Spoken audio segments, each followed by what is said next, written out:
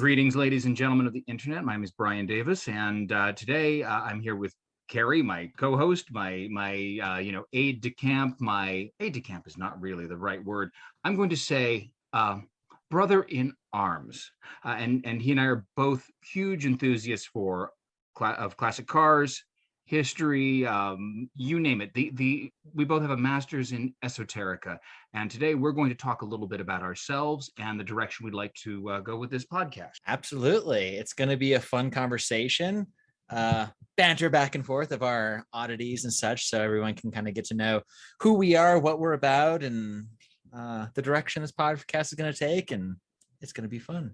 So Cary, tell me, what has been going on with you in beautiful Albuquerque, New Mexico of late? Recently, we've actually gotten quite a bit of rain, and it's broken our ridiculous drought, which makes it very entertaining to try and work on my massive project cars in the yard. But the most recent of such things of project cars is the transmission on the S10 that I just bought for my partner exploded while we were driving a couple of days ago. So that was fun. Manual transmission or automatic? It was it's a 5-speed Borg Warner box that it's been a little bit noisy. Didn't really think anything of it. And he asked me to take it for a drive to see what I thought. And I was like, this is probably getting into the end of its life. And on our dirt road, it decided to lock up. Well, I'm sure it fought the good fight, and may its death not be in vain. Yes, but now I need to find another 5-speed T5 Borg Warner gearbox, which seems to be very coveted upon the people with any sort of a V6 GM product of that era. I can't imagine why. And especially, it's not like anyone would ever take a car that originally had an automatic and then try to put a stick shift in it. No one would ever do such a thing. No one wants to save the manuals. No, not at all. 3 pedals. Why would you bother? Well, I'm sorry, Hydromatic Division did away with 3 pedals 70, 80 years ago. Why would you risk injury? You could strain something manipulating 3 pedals. Far too much work. And as far as I understand, especially at the era when you got an automatic transmission, smoking a cigarette and shifting a transmission on the column was a very, very tedious activity. Well, absolutely. Last thing you want to do is drop a cherry in your blue serge suit and burn a hole in it. Yes, that would be completely unacceptable. So now, kind of very random side subject on automatics. I went up to my friend's place where I took a bunch of pictures, and he had an old straight 8 Dynaflow Buick sitting up there that was rotting to the ground, but I got some great pictures of the Dynaflow badge on the fender. And all I could think about was the single speed path Dynaflows that the engine would just scream to the moon and the car would just kind of meander about on its own accord. I've got to really hand it to Buick, because they wanted absolute refinement. You just sort of loaded all the engine's torque into the fluid coupling, and eventually it processed to the final drive, and your Roadmaster proceeded down the road. Yeah, and everyone around you for a block radius knew you were driving a Buick, since your engine sounded like it was going to come out of the bonnet while you were trying to get through the intersection. Come now. Buick's valve in head straight 8 was capable of reaching engine speeds in excess of 4,000 RPM. For such an incredibly long engine, that is actually remarkable how they could get those kind of revs out of a titanically long crankshaft. Look, all I have to say is just imagining the vibrations that must develop in that crankshaft kind of makes my nether regions tingle a bit, but I digress. True. Anyways, so back to the subject of what we're actually talking about. How's everything going on with you up there in the Great East? Well, right now I'm actually at our annex in Harrison, Maine, which is in the form of a 1960 Viscount trailer. It's a retreat my partner and I like to come to, and I hate to begin the show on a sad note, but unfortunately his mother recently passed away, and we just had the funeral, so we're coping with that loss right now. Oh geez, I'm sorry to hear about that. Oh, thank you. But one of the positive things about being up here is I've got a friend who curates a well-known collection of classic cars. They've got some very, very fine iron up there, lots of Packards, handful of Duesenbergs, Rolls Royces. If you're familiar with the Car of the Dome, which was a very luxurious Packard show car from the 30s, that car is in the collection. And frankly, the wool carpets in it you could lose a small Shih Tzu in, and It's got gold-plated cocktail accoutrements, and it's the most Oh, luxurious vehicle. I think the coachwork is LeBaron. I would have to look it up to confirm. oh, that is absolutely incredible. I love a good car with thick pile carpet like my Bentley. You just grab your feet into it on a long road trip and just get super comfortable with it. They're fantastic. No, absolutely. I mean, there's just something to be said for opulence, even if it's imitation, like in the '70s. But we'll get to That disco luxury in a later is an episode. entirely different episode that we will absolutely get onto. Oh, absolutely. I'm getting a little bit of a head buzz on the vinyl fumes and just the Oh, disco powder. what? Just I mean, I was driving the 75 Lincoln the other day, so it's still lovely of the smell of fake wood, which doesn't have a smell, but the imagination of it is, and the leather and plastic and everything wrapped in over too much of green. Anyways, yes, it is a vol- lovely smell. volatile organic compounds can be a good thing. So anyway, back to the show. Let's talk a bit about what we're trying to accomplish here, because let's face it, anyone and their dog can have a podcast these days. Hell, we have one. Yeah, if we can have one, I mean, we're giving it a whirl. Why not? So tell me a little bit about yourself. I know anyone who knows you knows about the Facebook group. So I'd say touch on that a little bit and tell me about your love of automobiles and why we decided to get on here and talk about cars on the podcast. I can do that. I quite literally grew up in my family's auto parts store. I remember being a kid taking the iron filings from the brake lathe and a magnet and having all kinds of fun. And I can still smell the shop. There's a particular mix of rubber and oil and metal shavings that just kind of combine, and it's the auto shop perfume. And if you've been in an old time auto shop, you know what I'm talking about. So that's where I grew up.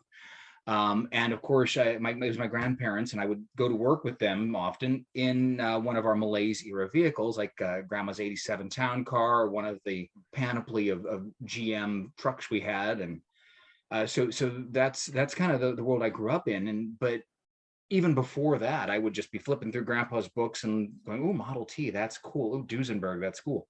And I just had this sort of inquisitive nature. I was always trying to figure out how things worked, and I was interested in the past and things that are esoteric and beautiful and strange and magical. What I was not interested in was doing well in school, and I barely graduated. But we'll get into that later. Are we twins? You just basically told my life story. No, that if we are twins, my mother's got a lot of splaining to do. Never mind the, I think, what, 7-year age difference. A bit of an, yeah. I'm like 107 and you're like 95. Yeah, that's how I feel sometimes. A little bit about me, kind of to go about what you just said. I didn't grow up in an automotive setting necessarily, but I did. My grandparents owned an independent Japanese repair car station called Japanese Car Care. But my grandfather started working on cars in the late 50s. He worked on British cars, and he was actually one of the only people in the state of New Mexico who worked on DKWs at the time, because we had a dealership that actually sold them locally. And he was a big car guy. My dad was a car guy through proxy. My mom, she had a muscle car in high school, but I also flipped through car books as a child. There was always something that spoke to me about it. I had this book called Cars of the Fabulous 50s that covered 1950 to 1959. And I read it so many times, I broke the binding of it. And whatever, boomer. I couldn't help myself. I'm sorry. That was well placed. I do appreciate that. So Cars of the Fabulous 50s. Yes. And funny enough as it was, which will then progress into a much later interesting story about how I started collecting cars. I was always obsessed with the funky little cars that you could get in the 50s, little King Midget and the Crosleys, which were late 40s, but you could get them into the early 50s.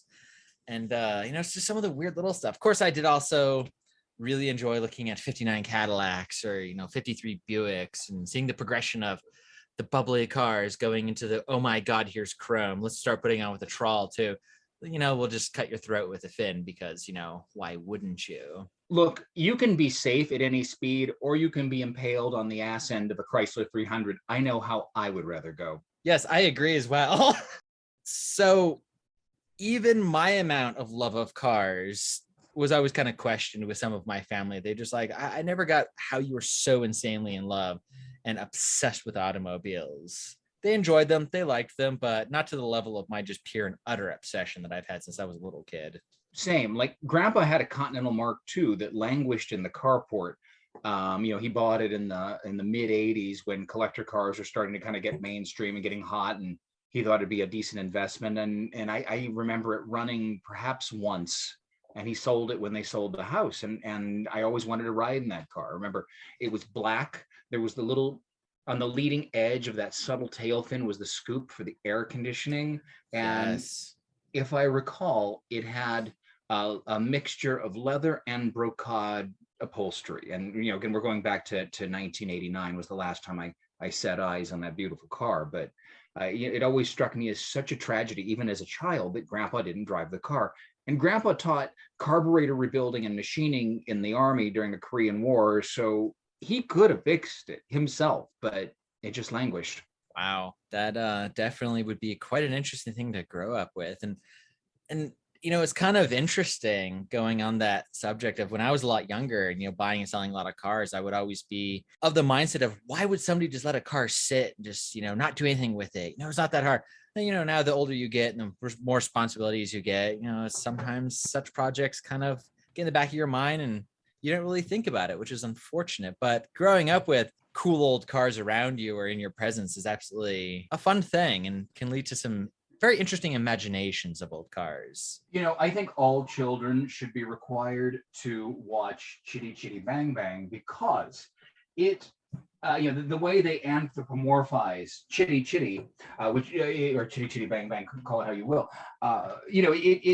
Ian Fleming was a car guy, and same guy who wrote James Bond wrote Chitty Chitty Bang Bang, Yeah. and I think that it kind of calls to mind the thoughts all children have, sitting behind the wheel of mom and dad's car with the ignition off, imagining it going to magical places, imagining it flying and doing all these fantastical things that, we know a car can't do, but when you start to delve into their history and their mechanisms and the beauty of their bodywork and construction, you see that there's still a little magic there nonetheless, even if it's temporal rather than phantasmagorical. Oh, I totally agree. And even of in itself, cars are such a magical thing. Just their entire creation and their purpose, but behind the fact of, for the longest time, transportation was either you walked or you got on an animal, and then you got some wheels, and then now you got this thing that does everything for you. You sit in it and you make it go about, and it takes you places, and that is so incredibly magical. And then you add the extra amount of imagination, because I know I did it as a kid,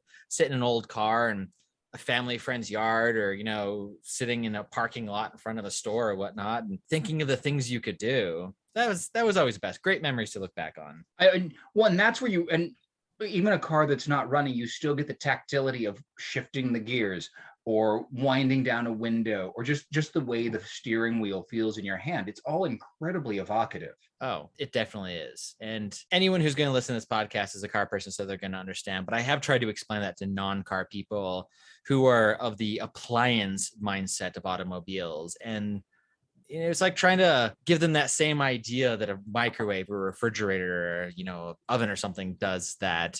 And they just look at you like, oh, okay, whatever. It's a car. It gets me places. But if you do understand, which I know our listeners would be listening to this for a reason, understand, and it is a very magical experience. And I'm definitely glad I've been able to experience it. Same. I've tried to fit in the normal world, quote unquote. Normal. And well, if a person requires an organ transplant, sometimes their body rejects the organ. Yeah. Well, when you try to transplant me into the normal world rejects me as being unsuitable to function within it. Yeah, I've pretty much, again, I swear we're twins. I've had the exact same experience. And years ago, I gave up on trying to do it and I just did my own thing. And for the most part, my life has been fairly pleasant because of it. For the most part, my life has been an epic struggle because, well, I take that back. School and into probably my 30s were a struggle. But eventually, I broke through the barrier and have slowly carved myself out a spot where I can do Bryan things and make sort of a living at it. And I am so grateful. That's good. I was terrible at school too, so I can completely 100% relate. Towards the end of it, they were just like, "Why are you even bothering? You're terrible at this." And yeah. Oh, no, I get in junior high school, there was one of many, parent teacher conferences. And when I was out of the room, the my teacher and staff told my mom and grandma who were there, they said, we're done. We're not wasting any more time on him. He's just going to be a dropout. Yeah. I pretty much went down that exact same path. Well, I did drop out. I did my 4 years, didn't have enough credits, got my GED a couple of years later, and moved on with my life. I started buying lots of cars. And I can say without any reservations that you're one of the smartest people I know. Oh, that's flattering. I don't think you've talked to me quite enough yet. Well, that's okay. At the very least, you're successful at faking it till you make it. And I'm doing the same. So I can drink to that. There you go. Hold up a glass to that. So let's talk about your direction of cars. Say like your earlier years of when you bought your first car to what it transitioned into, because I know mine is a whirlwind of a roller coaster ride. I'll tell you that. My whole life has been marked by lots of wanting and very little acquisition. And please don't misunderstand. I didn't have any kind of impoverished existence. I just seldom had stupid liquid cash to go splurge on a car, even an inexpensive one. But my first classic car, which I bought at 17, was a 1964 Continental sedan. Oh. It didn't really run right. The ball joints were shot. None of the power accessories worked. Well, no, I take that back. The power, I believe the left front power vent windows still worked. That's an important window. It is. Back to smoking. And the AM radio still worked, all transistor. So that was my first. But probably the next interesting, prior to, normally for transportation, I would just drive one of the delivery vehicles at the auto shop, or, there was usually a vehicle of some kind of drive. But the next interesting vehicle I bought would have been a 77 MGB. She was primrose yellow, had the stripes, overdrive, paint was chalky, but salvageable. And the shortly after I bought it, the differential started to sing like Luciano Pavarotti, and not long after that, someone tried to change lanes into me, and I swerved to avoid them, hit a median. There was much irreparable damage done to that poor little car. Jeez. And I've had a panoply of MGs since. One Volvo PV544, that was a lot of fun. Ooh, those are lovely. And then I acquired about 3 or 4 years ago the car I will never be rid of, and that's my 1989 Lincoln Town Car. I traded a motorcycle for it, and I kind of pissed off the guy. I bought the motorcycle was a 1997 Honda Magna 750, fast fucking bike. Oh yeah. And a friend of mine sold it to me, and he gave me a really good deal on it. Only had 8,500 miles on the clock, and I didn't tell Mom I had the motorcycle, but we'll leave that for another day. Oh dear. I know my mother and my fiance both want to keep me alive, which I don't understand. But long story short, this Lincoln came up, and I really wanted it, but back to my never have any cash to play with. And I called the guy. I'm like, God, this Lincoln's great. I really like it, but I just can't come together, get the cash together. Sorry, but thanks for your time, unless you want a motorcycle. Turned out he did want a motorcycle. Rather, he wanted a motorcycle for his wife. And I sent him pictures of the Honda. He liked it. I trailered it up to Auburn, California. He rode it. He liked it. We swapped pink slips, and I still have the Lincoln. So there we go. That is brilliant. Incredibly lucky. And it's a gorgeous car. I've seen pictures of it. It is very nice. Oh, she's my baby. Do you name your cars? I do when I've had them long enough to become attached. And the Lincoln is known as Miss Magnolia Belle because she's the color of beautiful creamy magnolia blossoms, and she's the sort of thing a genteel southern lady of a certain age might drive to church of a Sunday. I can see that, and it's very well fitting. I love it. My Lincoln that makes your Lincoln look like an economy car, which of the era, they did scale them down a little bit. My Lincoln's fuel consumption actually is economy car level compared to yours. I would refer and prefer not to speak of fuel economy. That's a swear word around my Lincoln. Pardon my vulgarity. I'm so sorry. Good Lord. I love the Lincoln to death until you start it up and go, oh, look, I need to go get a mortgage again and go to the fuel station. But anyways, My Lincoln is Miss V to B because she reminds me of a very obnoxious drag queen that will get her way. I've seen your car. She will get her way. Yeah, with the truck too. I've played games of chicken with a few people around here, and the Lincoln usually always wins because people go, "Oh my God, wow. I'm not used to such large land yachts." You know, sometimes some girth and some length can be persuasive. Absolutely. Usually got my Cat Stevens or Steely Dan 8-track blasting about in the original Philco radio with its terrible speakers, but it puts me into a different time, and I absolutely love it. Oh yeah, Ford and their ownership of Philco. That's a tangent we can go down, but not today. Yeah, not today. So would you say that you had, because I know I definitely had a what's the word I'm looking for? And I wouldn't say inspiration, but kind of a direction from my upbringing of people around me and the cars they liked, because I was very of the era of my family, especially on my mom's side, muscle cars, V8s and muscle cars. And that's actually what I really liked when I was young, until I discovered things of much more of a unique engineering aspect, which we'll talk about in a little bit. But did you have much of an inspiration or being rubbed off by somebody in your family to the direction of cars that you like? Being from north of the Mason-Dixon line, I was never rubbed off by anyone in my family. Mom, I'm not talking about the Catholics, okay? Now, see, Mom, she's a car gal. She had a 6.6 liter Trans Am, and to this day has a deep and abiding love for Corvettes. And also, when it comes to manual transmissions, if it's a Honda Civic, Mom can't drive stick. If it's a Corvette, Mom can dump the clutch and spin the rear tires with the best of them. Wow, saucy. Yeah, very much so. Yeah, imagine Farrah Fawcett, that / Patsy Stone from Ab Fab. That's Mom. That's awesome. Yeah, back in the day when the Hells Angels used to take over my hometown. Well, let's put it this way: where I'm from, which is Clovis, California, has a big rodeo, and apparently the HAs used to hang out there. And Mom has always said it was a lot more fun when Sonny was around. Wow, nice. Which I believe he just passed away, but much respect. But yeah, well, for me, I never really had a lot of fluid cash either, but I always had a bit of a wheeler dealer bone in my body that I would be able to buy a couple $100 car and do enough of it to be able to sell it for a couple of $1,000s. And my mom, when I was in high school, got very, very mad at me because my first official car that I ever bought was a $100 1969 Ford Mustang that basically had no floors with a 302 V8. It was a piece of junk. It's $100, whatever. And the first actual vehicle that I could drive was a 1971 Volkswagen camper van. It was a Westphalia tin top, as they called it. So it was a factory Westie without a pop top. And that actually came about because of a joke. My mother called me right before I got my driver's license and said, "Oh, I have a client up north that I went to go visit, and their son is selling a VW, and I bought it for you." And I was like, "Oh my God, a Volkswagen, that's cool." And she's like, "No, I'm kidding. I was joking." So then I got obsessed with it and decided that I needed it, and she was not too pleased and did not want me to get the Volkswagen. So I bought it anyways. And then I saved my lunch money for about 6 months and then sold my Mustang and bought a 1963 Volkswagen split window combi. Yeah, she wasn't too thrilled at the fact that I didn't eat lunch for 6 months so I could buy another car. Oops. Yeah, I know people for whom anorexia is a virtue. So I mean, I would just steal snacks from friends of mine. I just wouldn't buy my own lunch. But I had to get another Volkswagen. Cars were important. I needed it. Look, you are leveraging your resources. That was smart. Exactly.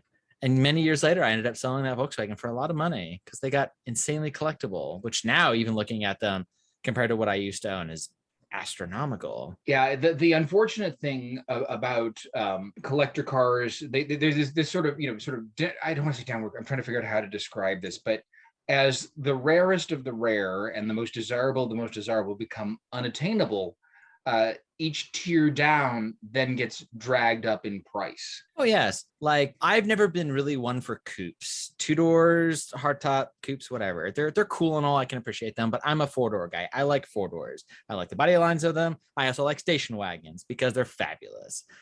But now that a certain whole generation of cars, that the coupes and convertibles have either dried up because they've all been restored or they've gotten so incredibly expensive that now everyone is starting to wake up to the world of 4 doors and station wagons, and now they're becoming popular. And it's like, wait, hold on. was my little hidden honey hole. Stop messing with this. But no, now they're getting collectible. Although along those lines, and I hesitate to mention it to the public at large, but mid-60s Cadillac sedans are still relatively cheap. A lot of car for the money. And if you can find like a 65, 66 Fleetwood Brougham, they are stupendous. Oh, they're fabulous cars. Oh, and they drive so nice. Oh, lovely. As long as you don't get into having a Series 75 Fleetwood like I had. Oh, I see. I'm all about the Series 75 Fleetwood. I like to gratify my inner Elvis from time to time. Yeah, well, that was a lot of car. Mine was a 65, which funny enough was a 64, but the long wheelbase factory limo cars, they made so few of them that in 65 they just kept over the 64 bodies and venomous 65s, which caused a lot of arguments with people in the world. They're like, that's not a 65. And actually, yeah, Series 75s kept that. But God, I think my Lincoln is big. That car was several feet longer than my Lincoln. I well remember it would have been a Series 75 of the same vintage. It was for sale on a street corner back in Clovis when I was, in my early 20s, and I really wanted that car. It was silver, black vinyl roof, and it wasn't even terribly expensive, but again, liquid cash, yada yada yada, hindsight 2020, yada yada yada. Yeah, absolutely.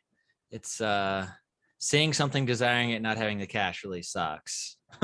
But sorry, go ahead. No, go for it. I was gonna. Well, I was gonna say that's another segue. The ones that got away could be an entire show. Hell, we could take callers. I want to know the car you almost had. I want the penis tease cars. So close yet not there. Mine was a 58 Corvette when I was 16.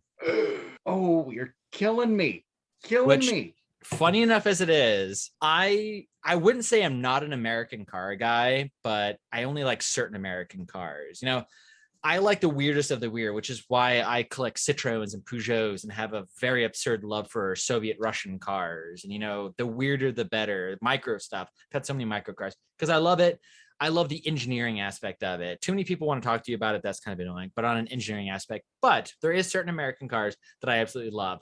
And early Corvettes are one of them. And when I was a kid, the 58 Corvette was my all-time dream car, because not for the reason that it was a Corvette, it's because 58 was the last year Harley Earl was on the design team, and they troweled that thing with chrome. Troweled it. God, they were such showboats. Harley Earl was all about glamour and glitz.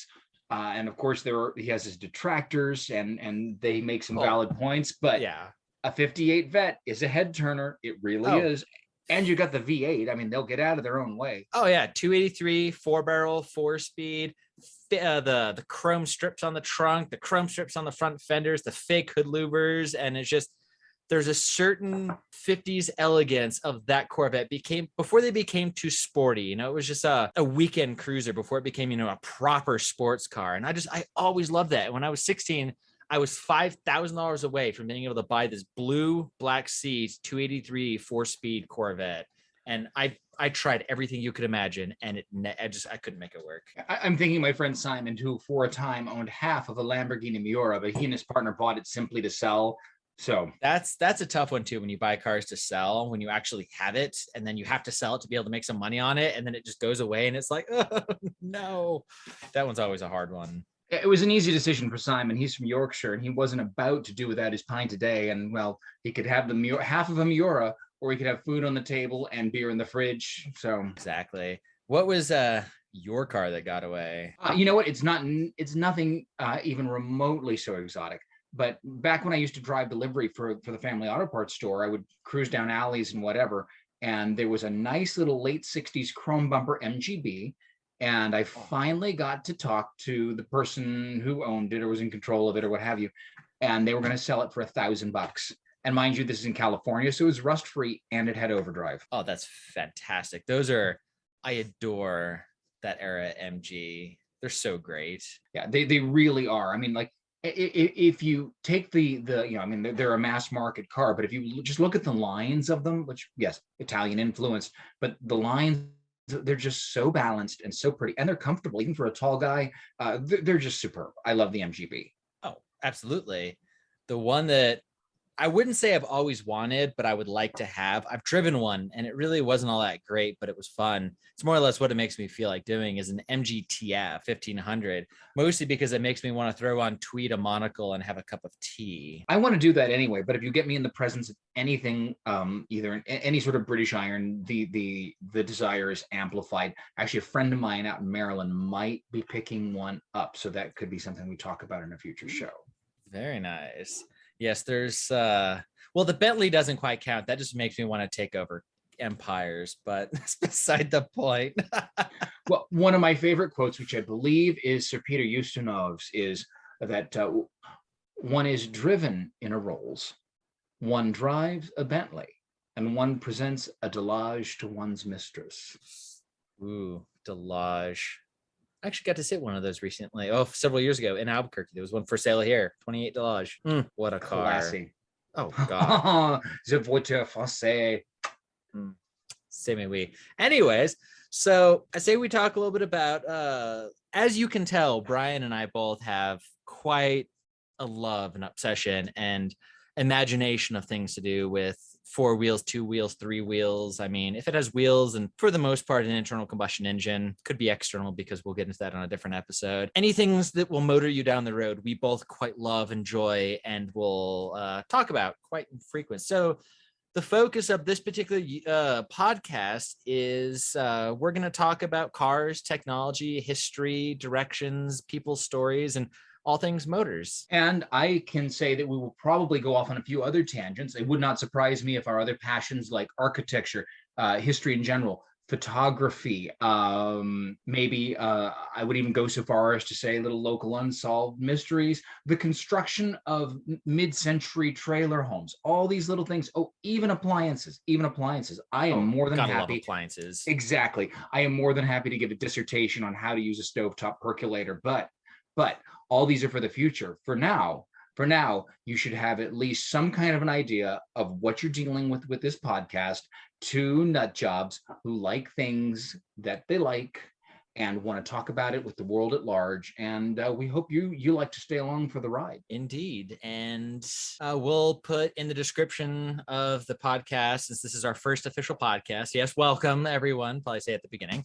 To the first official podcast, and we'll go ahead and put an email down below. So if you guys have anything specific that you want to hear us talk about, go ahead and send us an email. And I'm sure at some point we'll cover it anyways, because our vast knowledge and fascination and obsession will cover all kinds of different things. But definitely follow along and enjoy everything we banter about. And before we sign off, I should mention the next program is going to be on 2-stroke powered vehicles of the old world. Oh, I can already smell the blue smoke right now. This is going to be fabulous. I can hardly wait. And we hope you tune in next time because, hell, Deeks are badass. And I've even owned one, so I've got some great experience to throw in on it. Fantastic. We're looking forward to it, and we hope you are too. Until next time, ladies and gentlemen, this is Bryan Davis. And this is Cary Hubbard. Thank you so much for listening.